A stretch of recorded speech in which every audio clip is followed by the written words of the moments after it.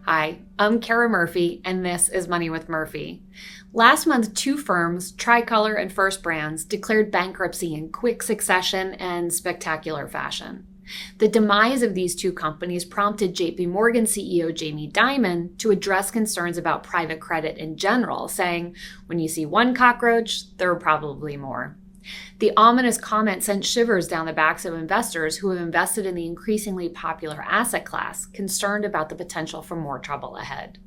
But defenders of private credit quickly surfaced with insect illusions of their own. So let's talk about whether investors should be worried about potential losses in private credit. But first, what exactly is private credit?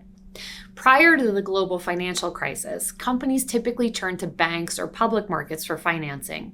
Post the crisis, however, banks were subject to much stricter regulations, making it harder for them to provide the capital that emerging companies needed. In stepped non-bank financial institutions to fill that gap. Hedge funds and other alternative asset managers began to lend to small and medium-sized businesses and privately negotiated loans that typically carry a floating interest rate. For borrowers, private credit offers a unique combination of speed and flexibility. Borrowers can customize the terms of loan agreements and get a swift infusion of capital. For investors, private credit has provided attractive risk-adjusted returns, particularly in years when rates were low. In just a decade, by one account, assets in private credit have tripled to $1.6 trillion. So what exactly happened to Tricolor and First Brands? In September, the two companies declared bankruptcy within a couple of weeks of each other, surprising their largest creditors, and though losses are still being tallied, potentially causing billions in losses to creditors. While some experts are willing to attribute the bankruptcies as isolated events, warning signs were sometimes hiding in plain sight, hence Dimon's cockroach comment. Both Tricolor and First Brands illustrate how aggressive lending and weak oversight can give license to fraud and bad business practices. Tricolor provided loans to car buyers with low credit scores, a risky proposition on its own. But it unraveled amid extensive fraud allegations, leading to a surprise bankruptcy and complete liquidation of the business. Similarly, First Brands, an auto parts supplier, pursued a debt-fueled acquisition spree, but a long list of fraud accusations, from forged invoices to hundreds of millions of dollars diverted to support a lavish lifestyle by the CEO, ultimately forced the company into Chapter 11 reorganization.